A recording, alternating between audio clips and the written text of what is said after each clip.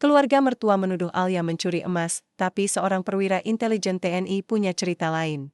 Ia datang dengan bukti, rahasia, dan kebenaran yang terkubur selama bertahun-tahun. Alia berdiri di depan cermin kamar tidur mereka, kamar yang bukan miliknya, tapi tempat ia tinggal sebagai istri dari Reza, lelaki yang ia cintai sejak masa kuliah dulu. Pagi itu, sinar matahari pagi menerangi melalui tirai tipis yang tergantung di jendela besar rumah mewah keluarga suami. Cahaya hangat itu mengenai wajahnya, namun tak mampu menghangatkan perasaannya. Ia memandang refleksinya sendiri, seorang wanita muda dengan rambut hitam lurus yang sederhana, baju putih polos dan rok selutut biru tua, pakaian yang ia beli sendiri dari uang tabungan kecilnya. Di tengah kemewahan rumah ini, Alia merasa seperti bunga pembohong yang tersesat di taman indah. Kamu belum sarapan? Suara Bu Yanti, ibu mertua Alia, bingung kesunyian. Wanita paruh baya itu masuk tanpa mengetuk, langkahnya percaya diri. Aura otoritasnya terasa begitu kuat, Alia langsung membungkuk sopan. Belum, Bu, saya baru saja selesai mandi. Bu Yanti bersinar pelan, mengamati penampilannya yang jelek. Sudahlah, cepat ke dapur. Sarapan sudah siap. Jangan buat suaramu. Lama-lama, semua orang sudah menunggu. Iya, Bu, jawab Alia rendah hati. Meski dadanya terasa sempit, beberapa bulan yang lalu, pernikahan Alia dan Reza digelar sederhana di aula kecil sebuah hotel.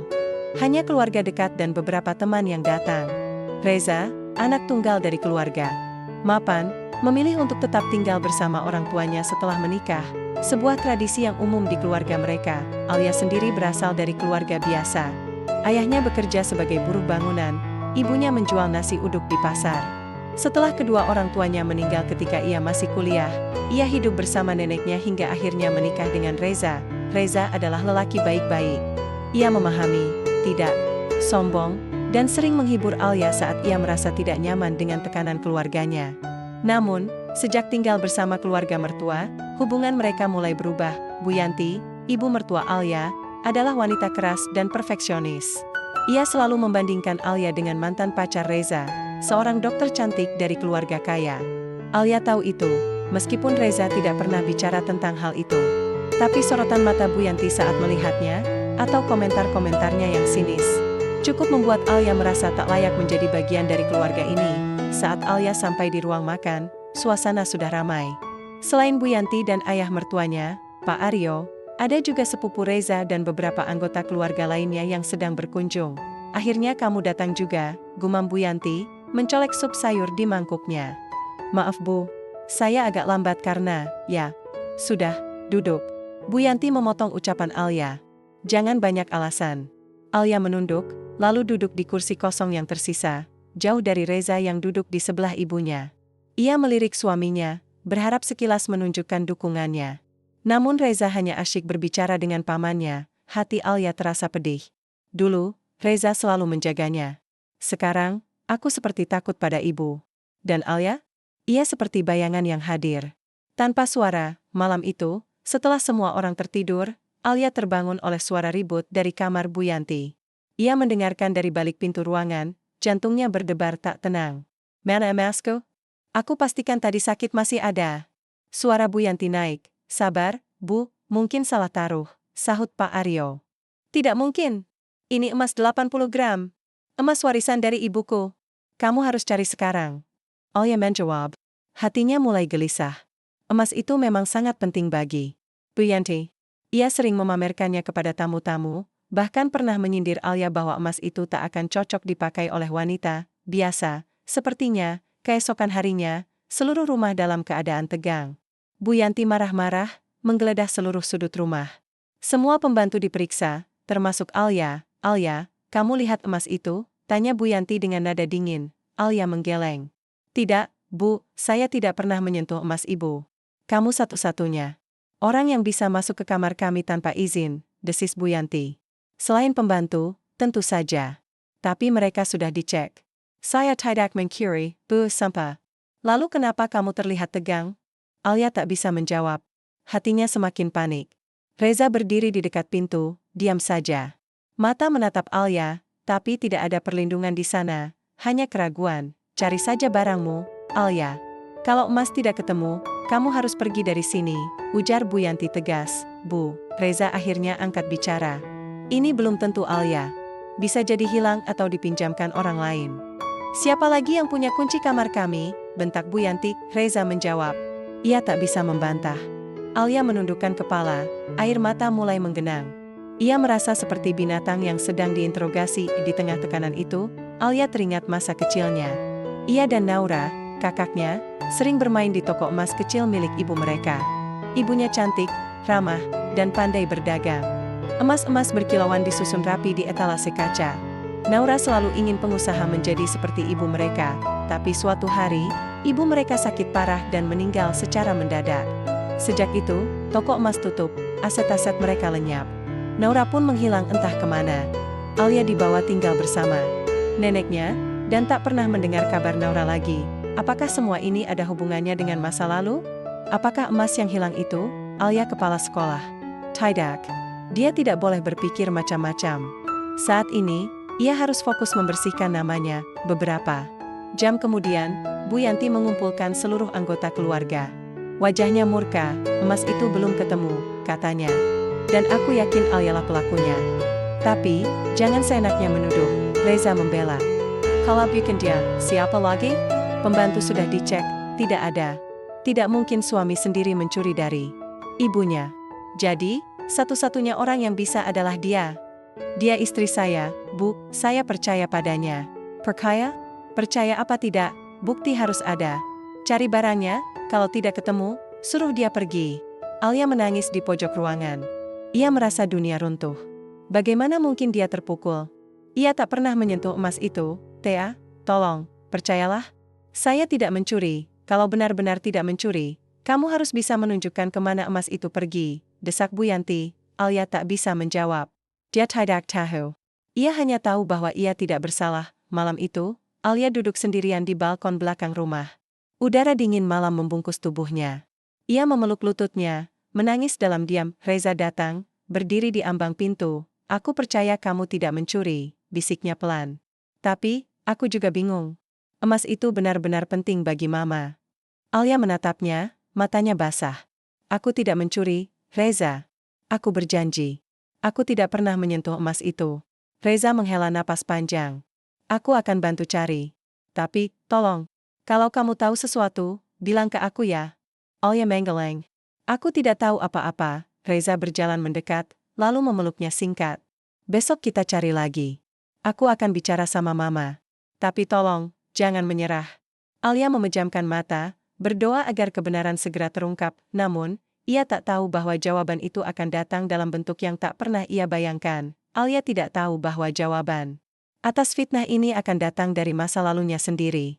Dari seorang wanita yang dikira hilang selama bertahun-tahun, kakaknya. Alia bangun pagi itu dengan kepala pusing. Matanya masih terasa perih karena menangis semalaman. Ia menarik selimut lebih tinggi, berusaha menahan dinginnya pagi yang menyusup dari celah jendela kamar, tapi rasa hangat itu tidak pernah cukup untuk menghangatkan hatinya. Dari balik pintu, suara Bu Yanti terdengar menggelegar.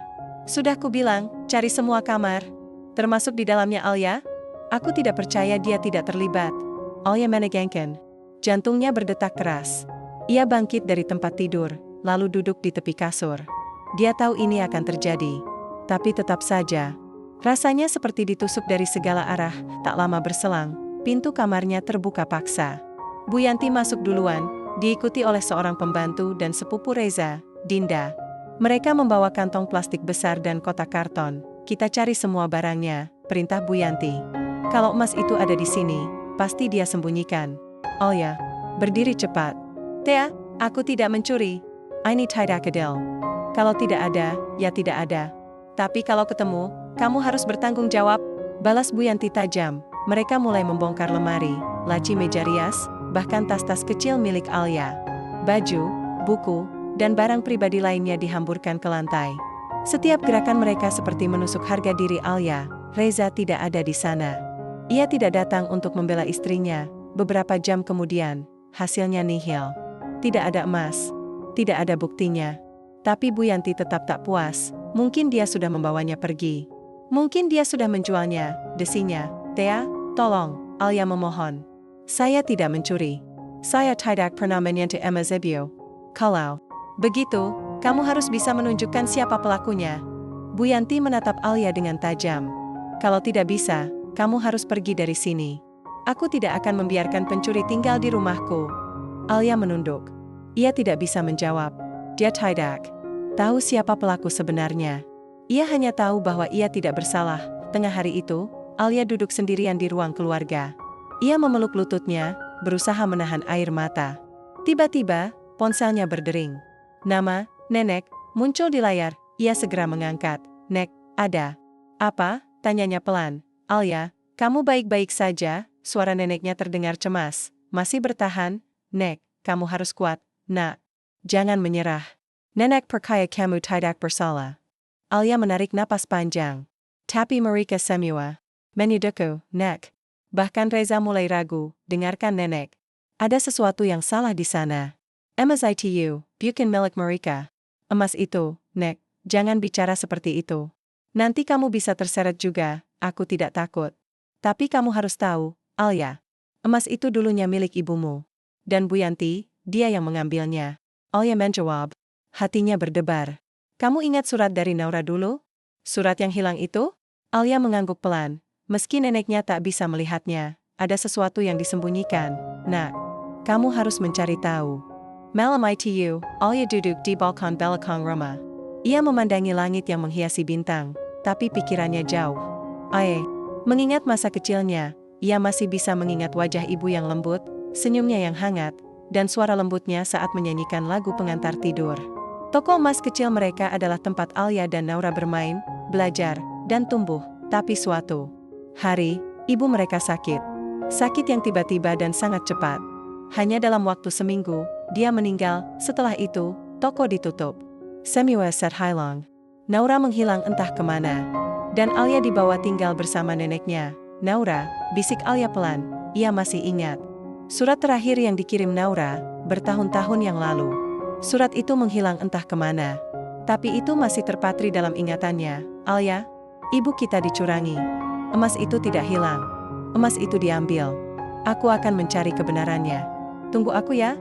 Apa mungkin, semua ini ada hubungannya dengan masa lalu? Keesokan paginya, Alia mencoba mencari informasi. Ia teringat bahwa Bu Yanti sering menyimpan dokumen-dokumen penting di brankas kecil di ruang kerja Pak Aryo. Ia menunggu sampai semua orang pergi. Saat rumah sepi, ia masuk ke ruang kerja itu.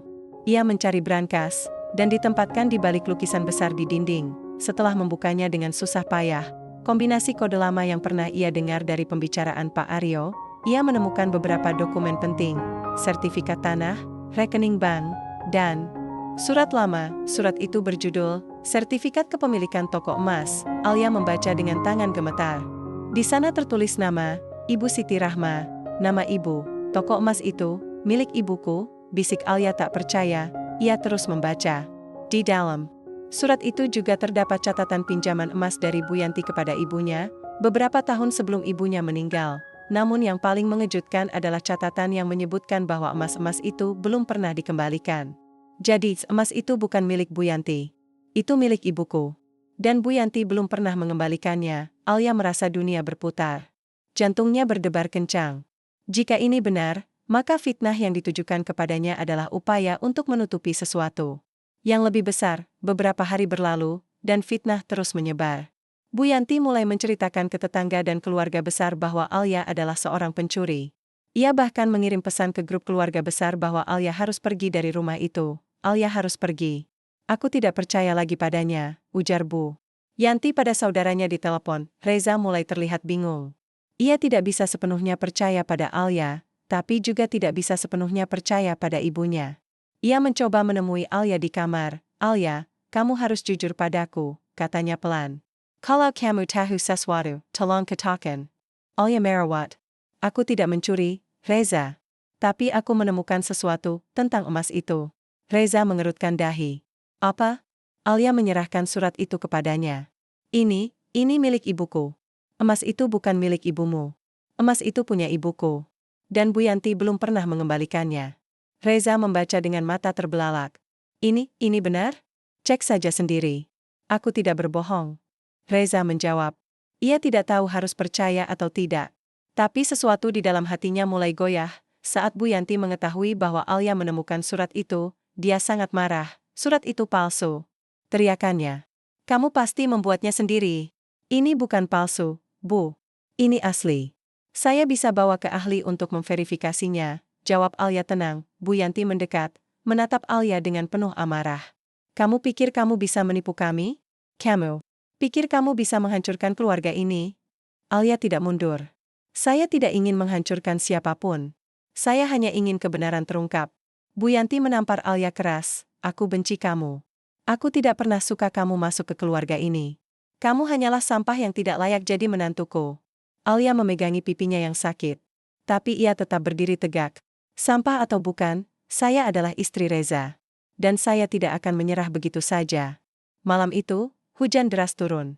Alia duduk di kamar, sendirian. Ia memeluk lututnya, menangis dalam.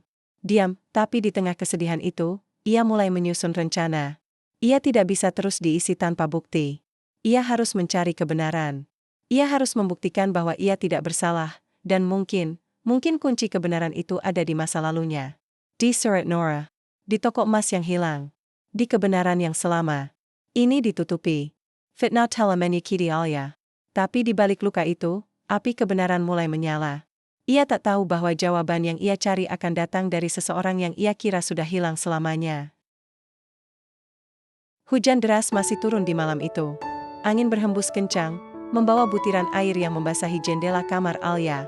Ia duduk di sudut ranjang, menatap surat lama yang ia temukan di brankas keluarga mertua.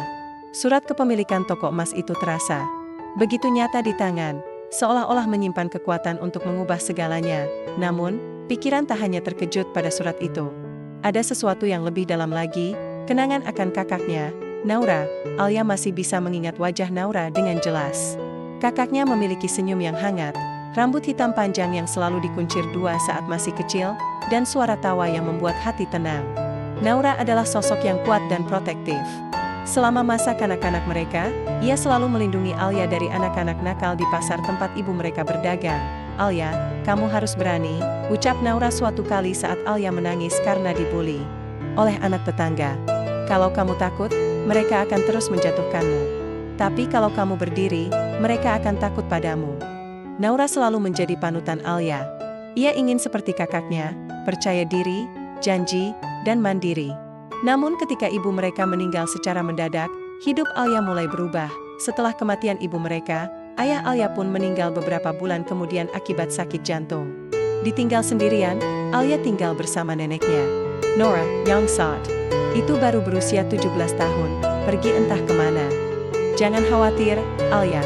Aku akan mencari kebenaran. Aku janji akan kembali, tulis Naura dalam surat terakhir yang sempat ia kirim. Surat itu menghilang entah kemana setelah Bu Yanti datang ke rumah nenek Alia dan mengambil semua dokumen penting. Alia tak pernah bisa membaca lagi. Esok paginya, Alia bangun dengan tekad baru. Ia tidak bisa diam saja. Ia harus mencari tahu lebih banyak tentang masa lalu keluarganya. Siapa tahu, jawaban atas fitnah ini ada di sana. Ia berjalan menuju ruang kerja Pak Aryo.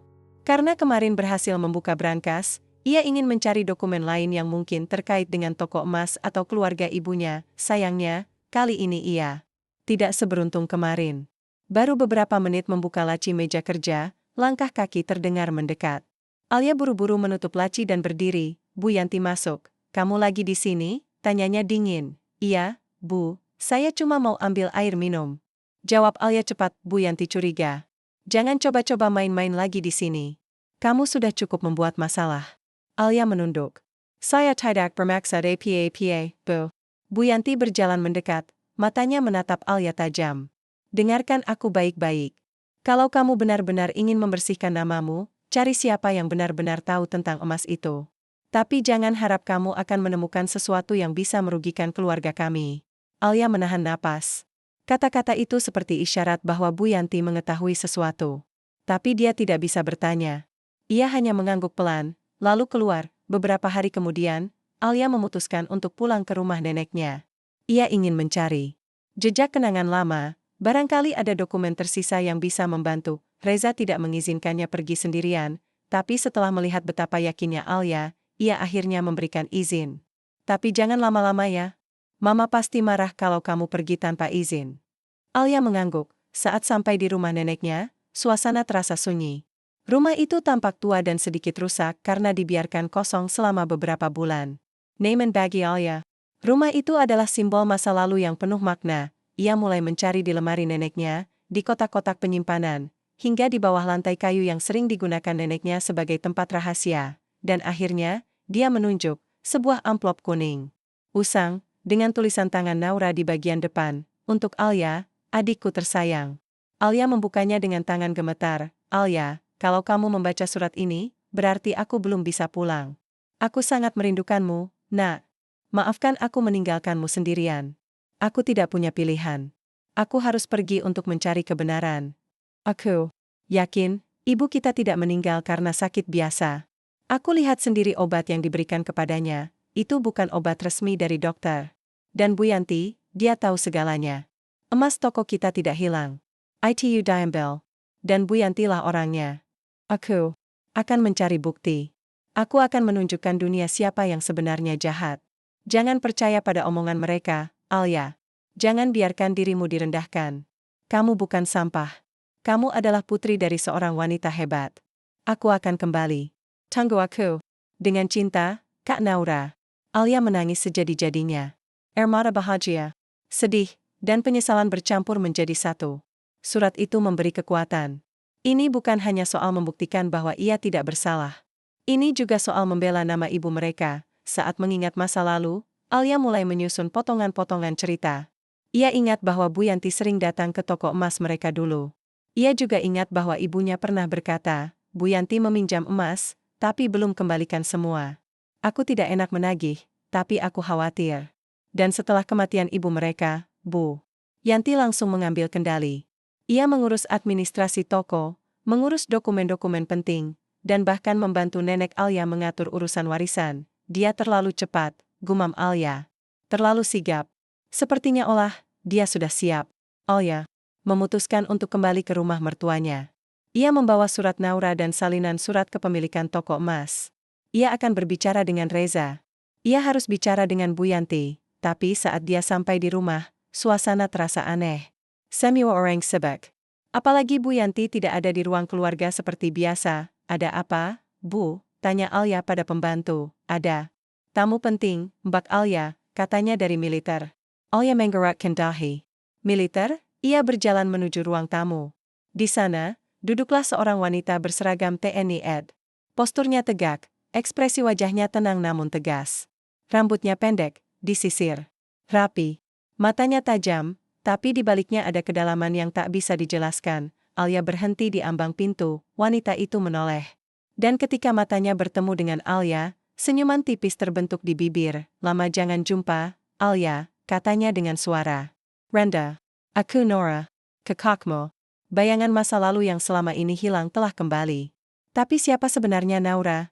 Apa tujuan sebenarnya dia datang? Dan apakah dia bisa membantu Alia membuktikan bahwa fitnah ini adalah konspirasi besar yang sudah direncanakan sejak lama? Alia berdiri di ambang pintu ruang tamu, tak percaya dengan apa yang baru saja didengarnya. Kakakmu. Dua kata itu menggema di kepalanya seperti gema dari masa lalu yang kembali hadir. Wanita berseragam TNI itu menatap dengan senyum tenang. Tapi matanya penuh makna. Aku Nora. Kakakmu. Alia merasa dunia berputar. Ia ingin melangkah maju, memeluk wanita itu, menangis, atau bahkan marah, karena selama bertahun-tahun, ia dikira hilang, padahal ternyata hidup dan kini kembali begitu saja. Namun, sebelum ia bisa berkata apa-apa, Bu Yanti datang dari arah tangga. Langkahnya cepat dan wajahnya murka. Siapa ini? Tanyanya dingin sambil menatap Naura. Naura bangkit berdiri, sikap militernya langsung terlihat jelas. Saya Kapten Naura Putri, dari Batalion Intelijen TNI AD. Saya juga saudara dari Alia. Bu Yanti mendelik. Jangan bercanda. Saya tidak bercanda, jawab Naura datar. Dan saya punya bukti genetik yang bisa membuktikan hubungan darah kami. Alia akhirnya sadar dari lamunannya. Kamu, benar-benar Naura. Naura mengangguk pelan. Iya, Al. Aku pulang. Alia hampir menangis. Hatinya campur aduk antara rindu, marah, dan bingung. Namun sebelum ia bisa melangkah maju, Reza masuk ke ruang tamu. Apa yang terjadi? Tanyanya heran. Reza, panggil Alia. Ini, kakakku, Naura. Reza menatap wanita itu, lalu pada Alia. Kakakmu? Tapi aku tidak pernah mendengar kamu punya kakak, Naura menjawab tanpa ragu. Karena mereka tidak ingin kamu tahu. Ucapan itu membuat suasana semakin tegang. Bu Yanti mendekat. Langkahnya tegas. Keluar, sekarang, jangan coba-coba mengganggu keluarga kami. Naura tetap tenang. Saya tidak datang untuk mengganggu, Bu Yanti. Saya datang untuk menjembatkan keadilan bagi keluarga saya. Dan saya yakin, Anda tahu bertahan apa yang saya bicarakan. Bu Yanti mengepal tangan. Apa maksudmu? Emas toko emas milik ibu kami. Emas yang hilang setelah kematian ibu kami. Emas yang sebenarnya masih ada di tangan Anda. Alya terkejut. Reza mengerutkan dahi. Bu Yanti mulai tampak gelisah. Kamu tidak punya bukti, desis Bu Yanti. Saya punya surat kepemilikan toko emas, jawab Naura tenang. Saya punya salinan surat pinjaman emas yang Anda ambil. Dan saya punya saksi. Bu Yanti mencoba menyembunyikan raut wajah paniknya. Itu semua bisa dipalsukan. Saya juga punya hasil DNA yang bisa membuktikan bahwa Alya adalah adik kandung saya, tambah Naura. Saya sudah menyiapkan semuanya. Reza menatap Alya. Alya, apa ini benar? Alya menggenggak pelan. Aku baru saja menemukan surat dari Naura. Isinya sama, tentang emas itu. Bu Yanti mendelik. Kalian berdua pikir kalian bisa menipu kami? Apa yang kamu takuti, Bu? Tanya Naura dingin. Kalau bukan kamu yang ambil, kenapa kamu takut kalau kami mencari kebenarannya? Bu Yanti diam. Untuk pertama kalinya, dia terlihat goyah. Namun, meskipun Naura telah datang, tekanan di rumah itu belum berakhir. Beberapa jam kemudian, Bu Yanti memanggil rapat keluarga besar. Alya dan Naura terpaksa hadir. Di tengah berkumpulnya keluarga besar. Suami, Alya merasa seperti tertuduh di pengadilan. Keluarga besar, ujar Bu Yanti keras. Saya tidak akan membiarkan penipuan ini terus berlangsung. Ini adalah upaya Alya dan wanita asing ini untuk mengambil harta keluarga kami. Justru kamilah yang dirampok, jawab Naura tenang. Toko emas itu milik ibu kami. Dan Anda tahu. ITU. Bu Yanti bersinar. Kami punya bukti bahwa Alya adalah pencuri. Emas itu hilang, dan hanya dia yang bisa masuk ke kamar kami. Saya tidak mencuri, kata Alya tegas. Saya tidak pernah menyentuh emas itu. Bu Yanti menatapnya dingin.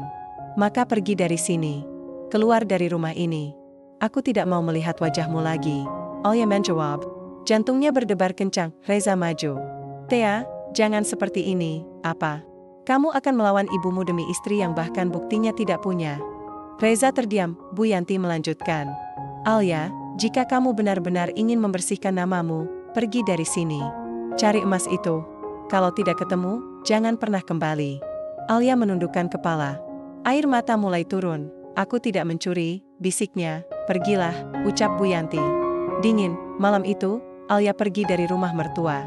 Ia membawa sedikit barang, termasuk surat dari Naura dan dokumen-dokumen penting.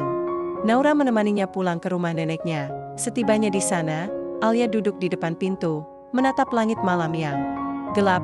Mengapa semua ini harus terjadi? Tanyanya lirih. Naura duduk di sebelahnya. Karena mereka takut. Karena mereka tahu kita bisa mengambil kembali apa yang menjadi hak kita. Alya menoleh. Apa rencanamu? Naura tipis tersenyum. Aku sudah lama mempersiapkan ini. Aku sudah mengumpulkan bukti, saksi, dan data. Sekarang, saatnya kita lawan mereka. Bukan hanya kamu, tapi untuk ibu kita. Alya menggigit Piper. Aku takut aku tidak cukup kuat. Naura menampar bahunya. Kamu tidak sendirian lagi, Al. Aku di sini. Aku akan menetap. Alya menatap kakaknya, dan untuk pertama kalinya dalam waktu lama, ia merasa ada harapan. Paginya berikutnya, Naura mulai bekerja. Ia menghubungi beberapa orang yang pernah mengenal ibu mereka dulu. Ia juga mengirimkan dokumen-dokumen ke penyelidik independen untuk verifikasi. Kita butuh saksi, katanya pada Alya. Orang-orang yang tahu tentang transaksi emas dulu. Alya mengingat sesuatu. Ada Pak Rudi, mantan pegawai toko emas kita. Aku dengar dia tinggal di luar kota sekarang. Bagus. Kita cari dia. Namun, tak lama setelah Naura mengirim email investigasi ke beberapa lembaga, ancaman mulai datang. Telepon rumah nenek mereka diblokir. Sebuah mobil hitam terlihat mondar-mandir di depan rumah. Bahkan, pada suatu malam, batu dilemparkan ke jendela rumah mereka. Naura tidak gentar. Ini artinya kita sudah mendekati kebenaran. Alya mulai takut. Apa kita aman? Selama Kita punya bukti, kita aman, jawab Naura. Dan selama aku di sini, tidak ada yang akan menyakitimu lagi. Beberapa hari kemudian, Reza datang ke rumah nenek Alia. Alia, aku minta maaf, ujarnya lirih. Aku tidak bisa melawan mama. Aku tidak siap melawan keluargaku sendiri. Alia merawat. Tapi kamu percaya aku, kan? Reza mengangguk.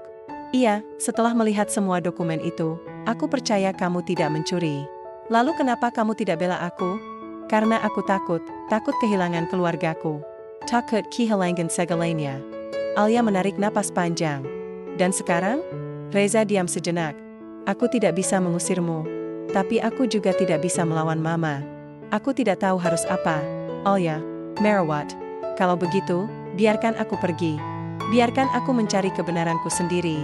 Reza menjawab. Mata berkaca-kaca. Aku tidak ingin kehilanganmu, Alia. Tapi kamu tidak bisa melindungiku, jawab Alia pelan.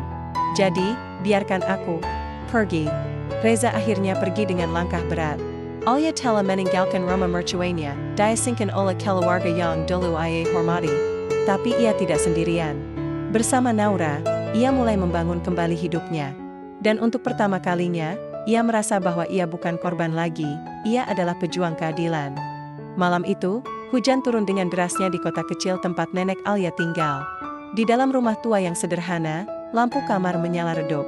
Alia duduk di atas kasur tipis, menatap surat terakhir dari Naura yang ia baca berulang kali sejak malam.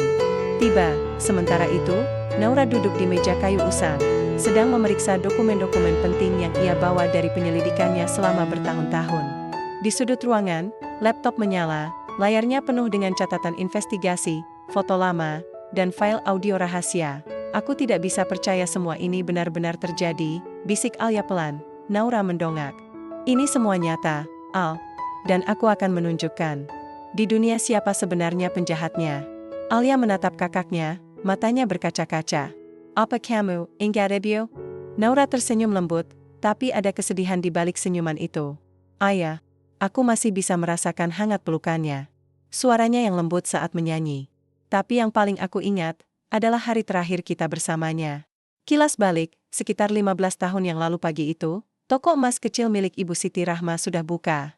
Toko itu terletak di pinggir pasar tradisional. Dengan etalase kaca yang berisi emas-emas kecil dan beberapa kalung indah. Di dalam toko, Naura, yang baru berusia 17 tahun, sedang membantu ibunya melayani pembeli. Kamu pasti jadi pengusaha hebat seperti mama nanti. Ucap Ibu Siti sambil tersenyum sambil menyisir rambut Naura ke belakang telinga. Iya, Ma. Aku janji akan membuat toko ini besar suatu hari nanti. Tak lama kemudian, Bu Yanti datang. Ia langsung masuk tanpa mengetuk pintu, wajahnya murung. Siti? Aku butuh pinjaman lagi, katanya cepat. Ibu Siti mengerutkan dahi. Bu Yanti, ini sudah ketiga dari bulan ini. Kamu belum kembalikan yang sebelumnya, aku berjanji akan membayar. Tolong, Siti. Anakku sakit. Aku butuh biaya operasi. Ibu Siti menarik napas panjang. Berapa yang kamu perlukan? Bu Yanti menyerahkan secari kertas. Di sana tertulis jumlah besar. Ini banyak sekali, gumam Ibu Siti. Tolong, Siti. Aku tidak punya siapa-siapa lagi. Akhirnya Ibu Siti menyerahkan beberapa gram emas sebagai pinjaman.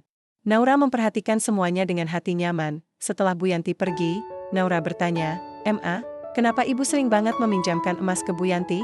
Padahal dia belum kembalikan yang sebelumnya. Ibu Siti tersenyum lemah. Dia sahabat mama. Kita harus saling membantu. Naura diam saja. Tapi di hatinya, dia tidak percaya sepenuhnya. Beberapa minggu setelah itu, Ibu Siti mulai terlihat lemas. Wajahnya pucat, nafsu makannya hilang. Alia yang masih kecil sering menangis karena melihat ibunya sakit. Dokter bilang itu gangguan jantung. Namun Naura mencium aroma obat yang aneh di kamarnya. Obat yang tidak pernah direkomendasikan oleh dokter manapun. Suatu malam, Naura mendapati Bu Yanti datang ke rumah mereka. Ia memberikan botol obat kepada ibunya. Ini obat dari temanku, dokter. Di RS Wadaya. Dia bilang ini bisa menyembuhkanmu, ucap Bu Yanti. Ibu Siti berduka dengan senyuman lelah. Naura ingin protes, tapi ibunya sudah menelannya. Hari-hari berlalu. Kidnebu Siti semakin memburuk. Hingga akhirnya, suatu pagi, ia tidak bangun lagi. Naura menemukan ibunya meninggal di kasur, dengan ekspresi wajah ketakutan. Setelah kematian ibu mereka, ayah Alia juga meninggal beberapa bulan kemudian karena sakit jantung. Alia dibawa tinggal bersama neneknya, sementara Naura menghilang entah kemana. Yang tidak diketahui Alia adalah bahwa Naura telah diculik, dibawa paksa oleh orang-orang yang bekerja untuk Bu Yanti, di sebuah gudang kosong di pinggiran kota. Naura disekap. Matanya tertutup, tangannya ditahan. Seorang pria paruh baya mendekatinya. Kalau kamu bicara apa-apa tentang Bu Yanti, kamu akan hilang selamanya, ucapnya dingin. Naura menahan air mata. Ia tidak melawan bisa. Tapi di dalam hati kecilnya, ia bersumpah, aku akan kembali. Aku akan mengungkap kebenaran. Kembali ke masa kini, Naura menyerahkan sebuah dokumen tebal kepada Alia. Ini hasil investigasi dari penyelidik independen. Mereka berhasil menemukan rekam medis Mama dulu. Hasilnya, Mama tidak meninggal karena jantung, tapi keracunan. Alia menatap dokumen itu dengan mata terbelalak. Jadi, Mama dibunuh. Naura mengangguk pelan. Ya, dan Bu Yanti tahu segalanya. Alia mulai menangis. Kenapa Bu Yanti melakukan ini? Kenapa dia tega? Naura menepuk punggung adiknya. Karena emas. Karena ambisi. Karena aku tahu Mama tidak akan mencurigainya. Alia menatap kakaknya. Lalu, bagaimana kamu bisa selamat? Naura tersenyum getir. Aku kabur. Setelah beberapa bulan disekap, aku berhasil membuka ikatan tali dan melarikan diri. Aku hidup di jalanan selama beberapa bulan, sampai akhirnya bergabung dengan program rekrutmen militer. Aku menjadi intelijen. Aku belajar cara menyelidiki, cara melindungi diri, dan cara membalas dendam. Alia menatap kakaknya dengan campur aduk kagum dan sedih. Jadi selama ini, kamu mencari bukti? Ayah. Selama bertahun-tahun. Sampai akhirnya, aku tahu kamu menikah dengan anak Bu Yanti. Itu adalah petunjuk terbesar. Aku tahu inilah saatnya. Keesokan harinya, Naura dan Alia mulai menyusun rencana. Kita butuh lebih banyak saksi, kata Naura. Orang yang tahu tentang transaksi emas dulu. Orang yang tahu tentang obat-obat palsu itu. Alia mengingat sesuatu. Ada Pak Rudi, mantan pegawai toko kita. Aku dengar dia tinggal di luar kota sekarang. Bagus. Kita cari dia.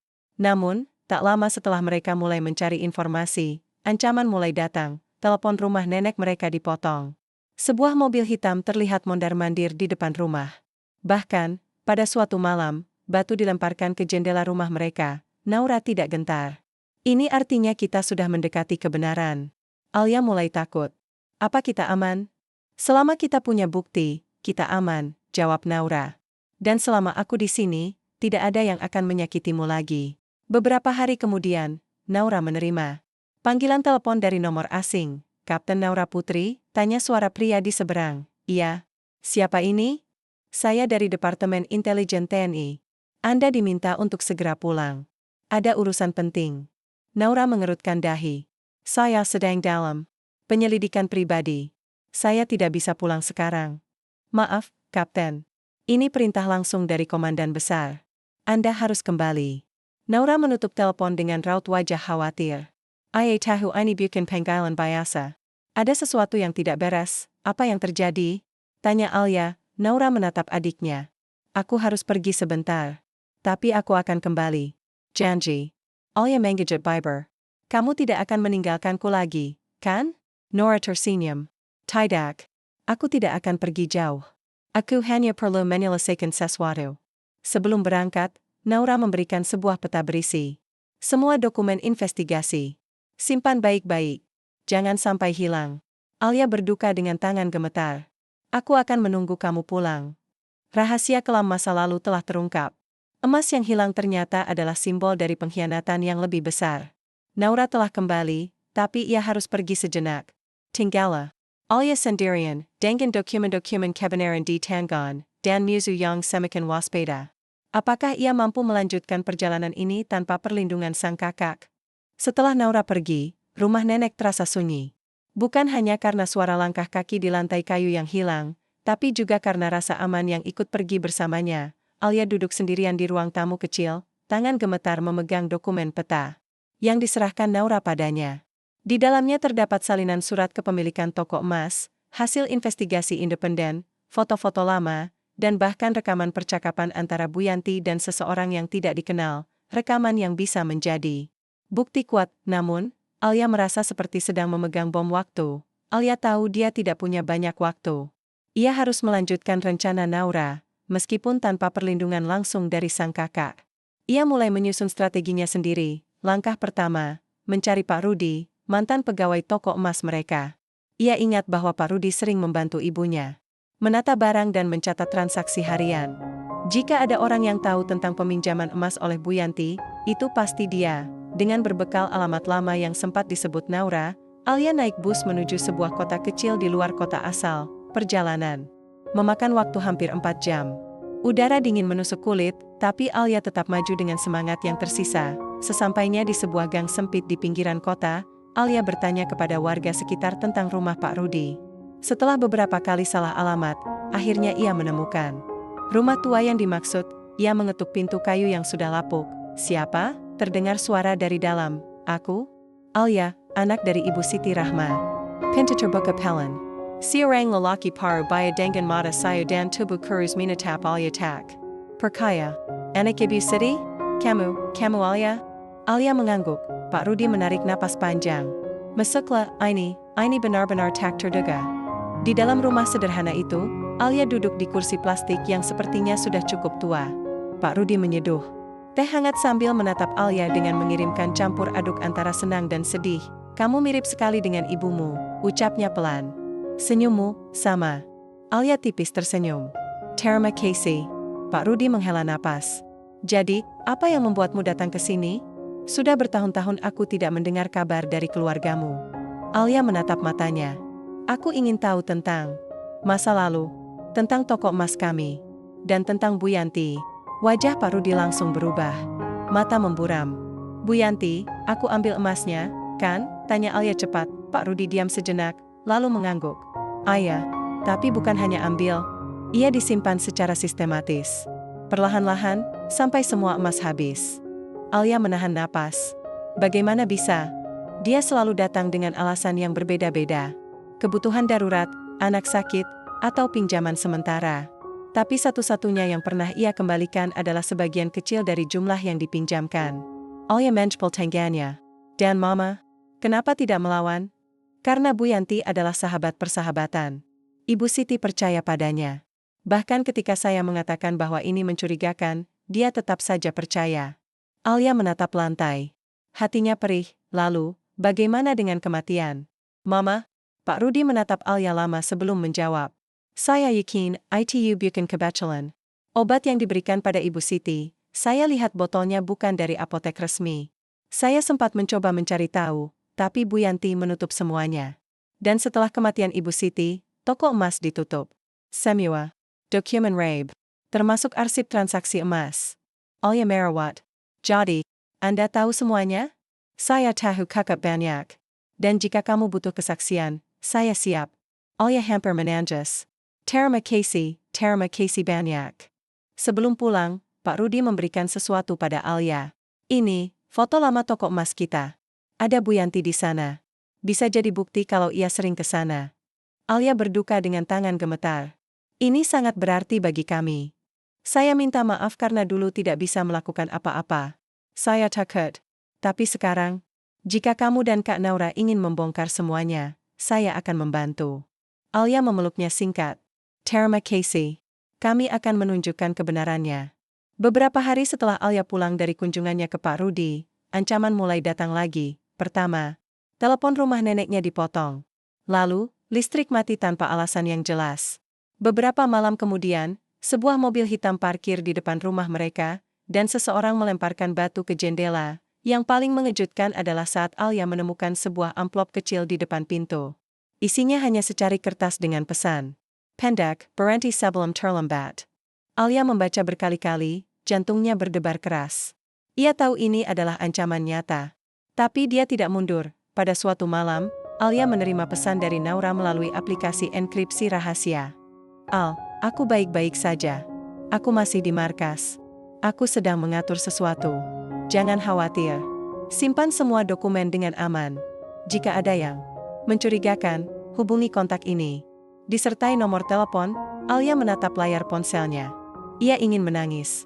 Ia merindukan keberadaan Naura. Tapi dia juga bangga. Kakaknya hebat. Kuat.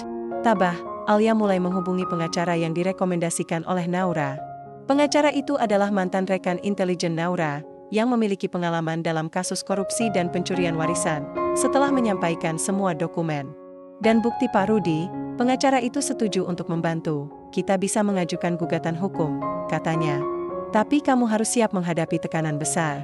Keluarga Bu Yanti punya pengaruh. Alia mengangguk. Aku siap. Kalau begitu, kita mulai dari surat somasi. Jika mereka tidak merespons, kita lanjutkan ke proses hukum. Alia menarik napas panjang. Ini adalah awal dari pertempuran hukum yang panjang. Beberapa hari kemudian, Alia menerima panggilan dari Reza. Alia, terdengar ragu. Aku baru saja mendengar kamu mengajukan gugatan hukum terhadap keluarga kami. Alia diam sejenak. Iya, aku harus membuktikan kebenarannya. Reza menarik napas. Aku tidak bisa menahannya. Aku tidak bisa melawan Mama. Tapi kamu percaya aku, kan? Tanya Alia pelan. Ya, aku percaya. Aku tahu kamu tidak mencuri. Aku juga mulai menyadari bahwa Mama mungkin menyembunyikan sesuatu. Alia menunggu jawaban selanjutnya, tapi, kamu harus hati-hati. Papa mulai marahi aku karena aku tidak bisa menghentikanmu. Alia menatap ponselnya. Aku tidak meminta kamu melawan keluargamu, Reza. Aku hanya meminta kamu jangan menyerah pada ringkasan.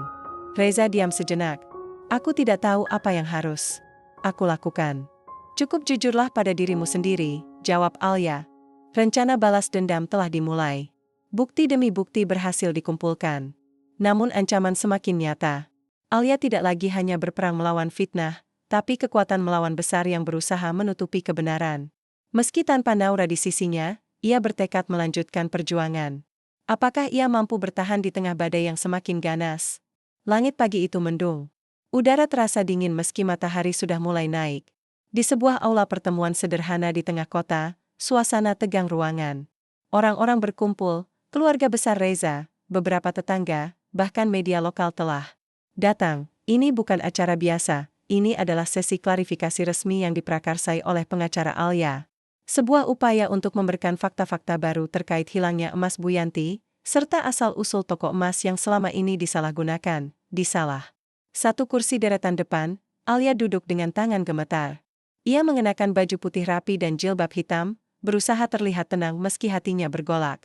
Di tempatnya, pengacara Naura, Letkol, Purnawirawan, Budi Setiawan, duduk dengan postur tegas, dan di belakang mereka berdua, berdirilah sosok yang membuat semua orang terkejut, Kapten Naura Putri. Ia datang tepat waktu, setelah menyelesaikan urusan dinasnya. Seragam TNI-nya masih basah karena hujan ringan di luar. Matanya tajam, langkahnya percaya diri. Saat dia masuk, semua mata tertuju padanya. Bu Yanti, yang duduk di deretan keluarga besar suami Alia, langsung berdiri. Apa maksudmu datang kemari? Desinya. Naura melangkah maju tanpa ragu. Aku datang untuk membereskan apa yang sudah kamu rusak. Reza yang juga hadir menatap Naura dengan hadirnya campur aduk rasa takjub dan cemas. Kamu benar-benar kakak Alia? Tanyanya pelan. Naura mengangguk. Ya, dan aku punya banyak hal untuk dibicarakan hari ini. Sesi dimulai. Pengacara Alia, Letkol Budi, menjelaskan bahwa ini bukan sidang pengadilan formal, tapi forum klarifikasi publik yang bertujuan untuk membuka fakta-fakta yang selama ini disembunyikan. Hari ini, ucap Letkol Budi, kami akan memberikan bukti-bukti baru tentang kepemilikan emas yang selama ini diberikan kepada Alia sebagai pencuri. Bu Yanti bersinar. Kalian pikir kalian bisa menipu kami? Kami tidak perlu menipu, jawab Naura dingin. Karena kebenaran itu nyata, dan kami siap menunjukkannya. Letkol Budi kemudian mulai membacakan hasil investigasi. 1. Surat kepemilikan toko emas milik almarhumah Siti Rahma, ibu kandung Alia dan Naura. 2. Salinan transaksi pinjaman emas dari Bu Yanti kepada Siti Rahma, yang belum dikembalikan. 3. Kesaksian Pak Rudi, mantan pegawai toko emas, yang menyatakan bahwa Bu Yanti sering mengambil emas dengan dalih pinjaman darurat. 4. Hasil analisis medis independen yang menyatakan bahwa kematian Siti Rahma bukan karena sakit jantung, melainkan keracunan kronis. 5. Rekaman percakapan antara Bu Yanti dan seseorang yang diduga kuasa atas penghapusan dokumen-dokumen penting setelah kematian Siti Rahma. Seiring pembacaan fakta-fakta tersebut, wajah Bu Yanti semakin pucat. Ia mencoba menyangkal, tapi suaranya mulai goyah. Semua ini bisa saja palsu. Kamu pasti menyewa orang untuk berbohong. Kami juga punya hasil tes DNA, tambah Naura tenang. yang membuktikan bahwa Alia adalah adik kandungku. Dan bahwa kami adalah keturunan sah dari Siti Rahma. Reza menatap Naura dan Alia dengan tak percaya. Jadi, kalian benar-benar bersaudara? Iya, jawab Alia pelan. Maaf aku tidak mengatakan sebelumnya. Aku sendiri baru mengetahuinya beberapa minggu yang lalu. Reza diam. Hatinya hancur. Bukan hanya karena dia merasa bodoh karena tidak percaya pada istrinya sendiri, tapi juga karena dia menyadari betapa salahnya keluarganya selama ini. Setelah semua fakta dibacakan, Naura berdiri dan berjalan menuju Bu Yanti. Kamu tahu kenapa? Aku bisa hidup sampai hari ini. Tanyanya dingin, Bu Yanti mendelik. Aku tidak peduli. Karena aku kabur dari penyekapanmu. Aku sempat diculik, ditahan, dan diancam agar tidak bicara. Tapi aku berhasil bertahan. Dan sekarang, aku kembali untuk mengakhiri sandiwaramu. Wajah Bu Yanti mulai panik. Kamu tidak bisa membuktikannya. Tapi aku bisa. Naura menyerahkan sebuah dokumen tebal. Ini laporan dari intelijen TNI. Kami menyelidiki kasus ini secara rahasia selama beberapa bulan. Dan ternyata, ada hubungan antara kamu dan sindikat penipuan warisan di wilayah Jawa. Beberapa anggota keluarga mertua Alia mulai gelisah. Mereka mulai menyadari bahwa ini bukan fitnah biasa. Ini adalah skandal besar. Bu Yanti berdiri. Aini Samiwa. Debut. Aku tidak pernah melakukan itu. Lalu bagaimana kamu bisa memiliki emas sebanyak itu? Tanya Naura tajam. Padahal kamu tahu itu bukan milikmu. Bu Yanti tidak bisa menjawab. Setelah sesi klarifikasi berakhir, Reza mendekati Alia. Alia, katanya lirih. Aku minta maaf. Aku sangat menyesal, Alia merawat. Kenapa kamu tidak percaya padaku dari awal? Aku takut kehilangan keluargaku. Takut melawan mama. Tapi sekarang, aku tahu aku salah. Alia diam sejenak. Aku juga sedih, Reza. Tapi kamu harus tahu, aku tidak akan kembali begitu saja. Aku butuh waktu untuk percaya lagi. Reza mengangguk. Aku mengerti. Aku akan menunggu. Sampai kapanpun. Alia tipis tersenyum. Terima kasih. Beberapa hari setelah sesi klarifikasi, media mulai menyorot kasus ini.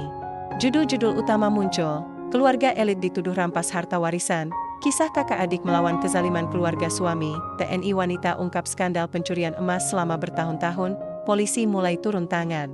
Investigasi resmi dilakukan. Beberapa aset keluarga Bu Yanti ditahan sementara. Bu Yanti ditahan untuk pemeriksaan lebih lanjut. Pak Aryo, ayah Reza, mulai menunjukkan penyesalan. Ia bahkan meminta maaf secara terbuka. Saya tidak tahu apa yang sebenarnya terjadi. Saya hanya percaya pada istri saya. Sekarang, saya tahu betapa salahnya kami semua. Setelah semua ini berlalu, Alia dan Naura memutuskan untuk tinggal di rumah nenek Alia. Namun kali ini, mereka tidak sendirian.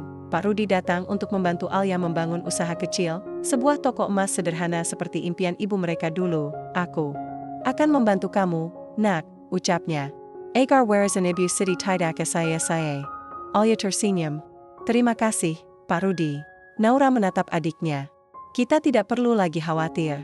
Kita punya bukti, kita punya saksi, dan kita punya masa depan. Alia menatap langit biru di atas rumah neneknya. Untuk pertama kalinya dalam waktu lama, ia merasa damai. Konfrontasi hebat telah terjadi. Kebenaran mulai menemukan jalannya. Meskipun masih banyak tantangan yang akan datang, Alia dan Naura berhasil mengubah era hidup mereka. Mereka bukan lagi korban. Mereka adalah pejuang keadilan yang akhirnya menemukan tempat mereka di dunia ini. Langit pagi itu mendung. Di luar gedung pengadilan, angin bertiup cukup kencang. Di dalam ruang sidang utama, suasana panas dengan tekanan emosional yang tak bisa dihindari. Ini adalah hari pertama sidang pembacaan gugatan hukum yang diajukan oleh Alia dan Naura terhadap keluarga Bu Yanti. Alia duduk di bangku penggugat, jilbabnya rapi, wajahnya tegak meski tangan masih gemetar. Di tempatnya, Kapten Naura Putri duduk dengan postur militer yang selalu membuat orang merasa aman di perkemahan. Di belakang mereka berdua, Letkol, Purnawirawan, Budi Setiawan, pengacara mereka, sedang mempersiapkan dokumen-dokumen penting. Di seberang sana, keluarga besar Reza duduk dengan ekspresi muram. Bu Yanti tampak dingin, tapi matanya menyiratkan ketegangan. Di tempatnya, Pak Aryo, ayah Reza, menatap lantai dengan izin kosong. Dan di deretan paling depan, Reza duduk sendirian, sesekali melirik Alia dengan perasaan bersalah yang terlihat. Jelas, sidang dimulai. Hakim Maria Suryadi, seorang wanita paruh baya dengan reputasi kuat sebagai hakim yang adil, mulai membacakan agenda sidang. Dalam sidang hari ini, kami akan mendengarkan pembacaan gugatan dari pihak penggugat, yaitu Alia Rahmadani dan Naura Putri Rahmadani, terhadap tergugat, yaitu Yanti Soekarno dan keluarganya. Letkol Budi berdiri, membawa peta besar berisi dokumen investigasi, hasil tes DNA, surat kepemilikan toko emas, rekaman percakapan, dan bukti Pak Rudi. Ia mulai membacakan gugatan, bahwa tergugat secara sistematis telah mengambil alih aset milik Ibu Siti Rahma, ibu kandung penggugat, melalui cara-cara tidak sah, termasuk penipuan, pemalsuan dokumen, dan bahkan dugaan pembunuhan, bahwa emas yang hilang di rumah tergugat bukanlah milik tergugat, melainkan merupakan bagian dari koleksi emas toko emas milik almarhum Ibu Siti Rahma yang belum dikembalikan oleh tergugat setelah dipinjamkan selama bertahun-tahun, bahwa penggugat difitnah secara publik sebagai pencuri, padahal ia adalah korban dari skandal pengambil alihan warisan yang direncanakan. Siring. Pembacaan gugatan, semua orang di ruang sidang diam 1000 bahasa. Bahkan beberapa anggota keluarga besar Reza mulai menunjukkan keraguan pada Bu Yanti. Bu Yanti mencoba menjawab dengan suara dingin.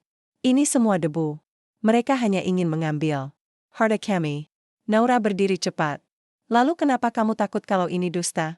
Kalau kamu benar, kenapa kamu tidak berani membuktikan di hadapan hukum? Bu Yanti mendelik.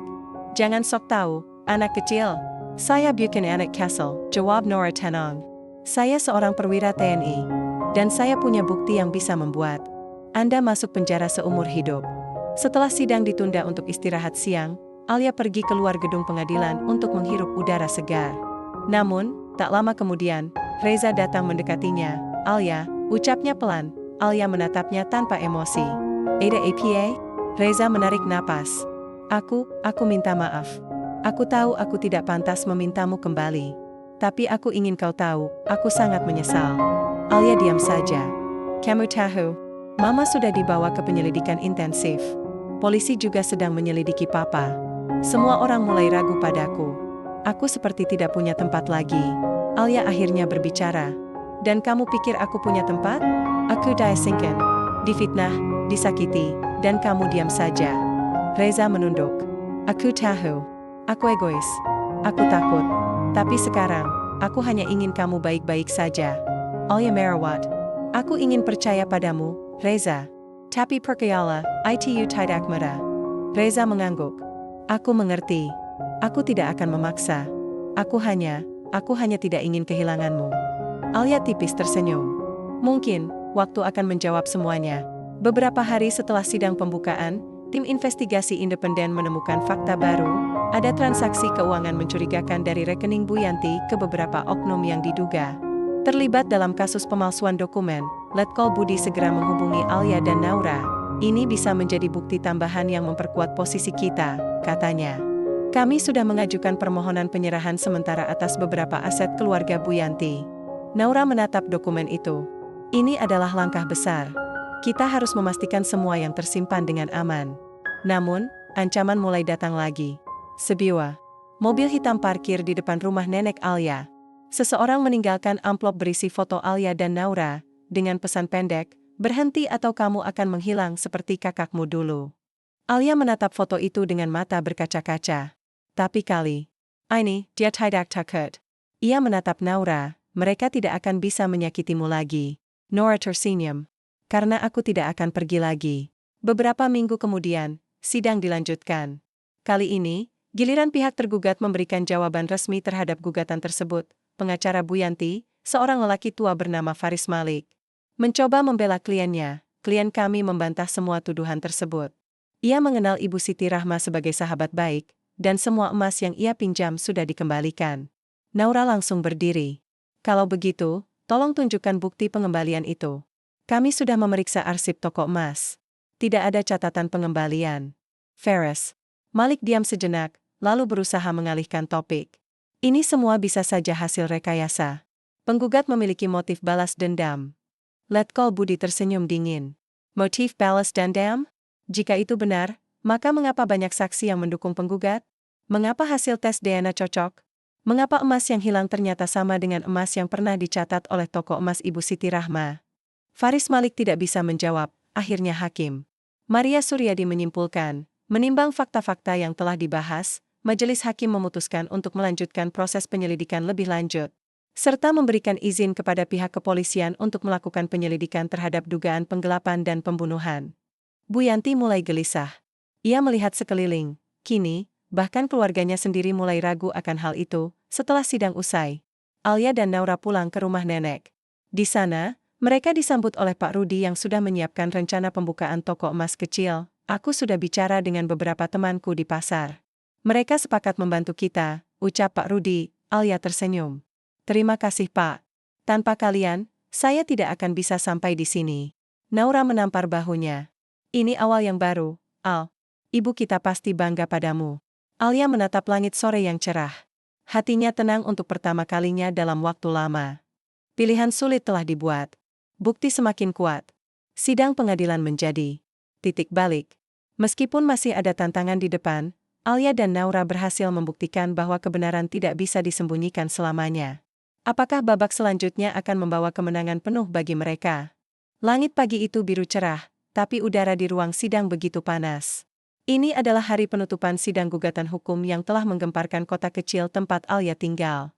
Semua orang yang berkumpul, keluarga besar Reza, media, saksi, bahkan beberapa anggota TNI hadir untuk menyaksikan akhir dari konflik yang telah berlangsung selama berbulan-bulan. Alia duduk dengan jilbab rapi, jas putihnya menunjukkan bahwa ia siap menghadapi apapun.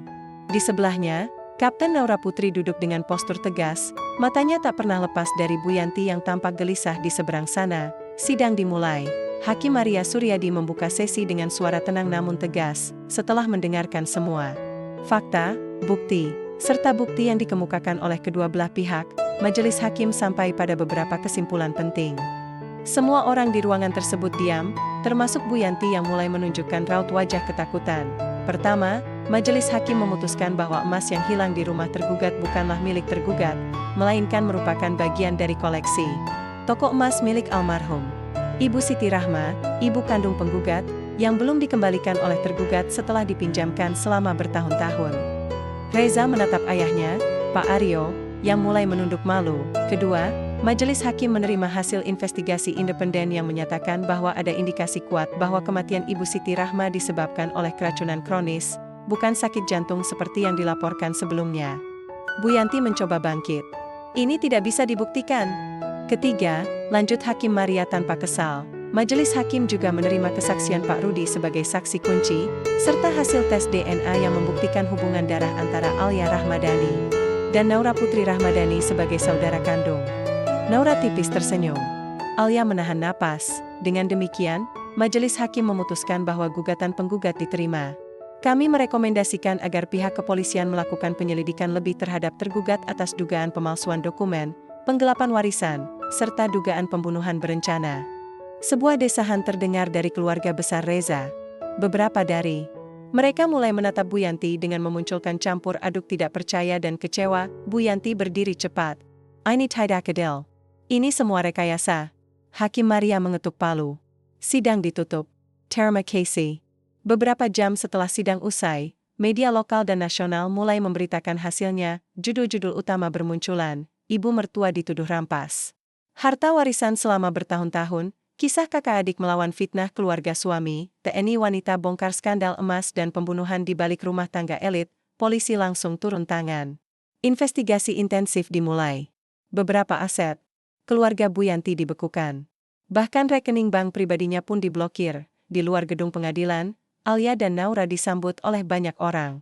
Warga pasar tempat ibu mereka dulu berdagang datang untuk memberikan dukungan.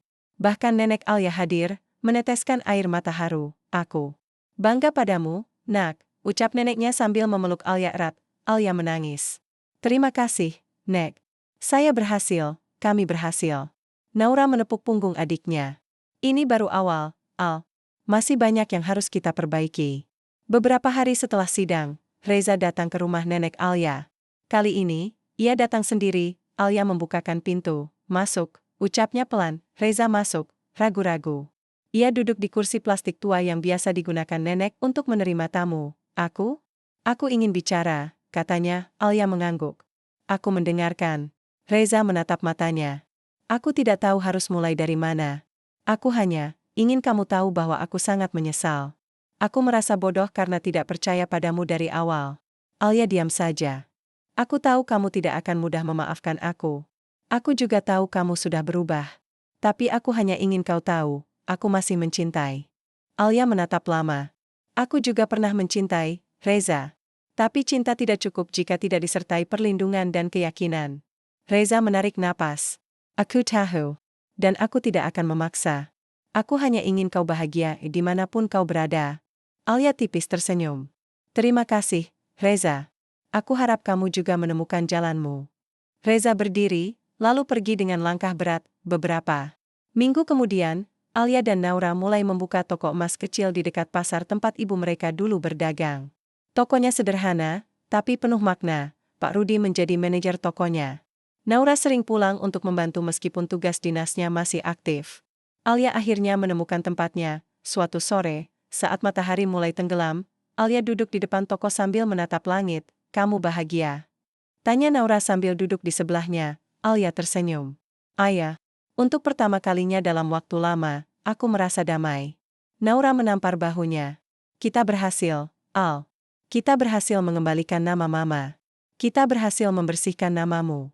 Alia menatap langit. Aku yakin Mama sedang melihat kita dari atas. Dia pasti bangga. Kebenaran telah menyebar. Bukti telah diterima. Sedang pengadilan telah membawa keadilan bagi Alia dan Nora. Meski masih ada proses hukum yang akan datang. Mereka telah menemukan apa yang selama ini dicari, kebenaran, harga diri, dan tempat mereka di dunia ini.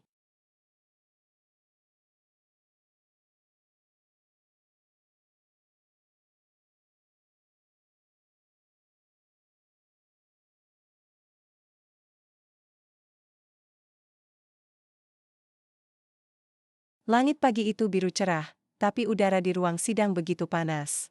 Ini adalah hari penutupan sidang gugatan hukum yang telah menggemparkan kota kecil tempat Alia tinggal. Semua orang yang berkumpul, keluarga besar Reza, media, saksi, bahkan beberapa anggota TNI hadir untuk menyaksikan akhir dari konflik yang telah berlangsung selama berbulan-bulan. Alia duduk dengan jilbab rapi, jas putihnya menunjukkan bahwa ia siap menghadapi apapun.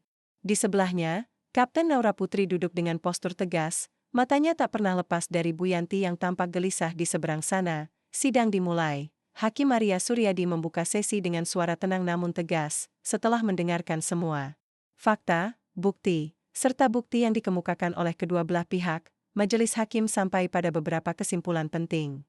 Semua orang di ruangan tersebut diam, termasuk Bu Yanti yang mulai menunjukkan raut wajah ketakutan. Pertama, majelis hakim memutuskan bahwa emas yang hilang di rumah tergugat bukanlah milik tergugat, melainkan merupakan bagian dari koleksi toko emas milik almarhum Ibu Siti Rahma, ibu kandung penggugat, yang belum dikembalikan oleh tergugat setelah dipinjamkan selama bertahun-tahun.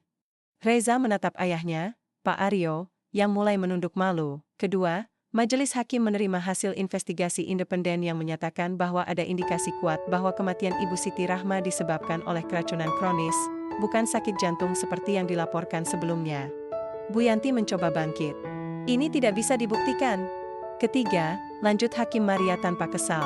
Majelis hakim juga menerima kesaksian Pak Rudi sebagai saksi kunci, serta hasil tes DNA yang membuktikan hubungan darah antara Alia Rahmadani dan Naura Putri Rahmadani sebagai saudara kandung. Naura tipis tersenyum.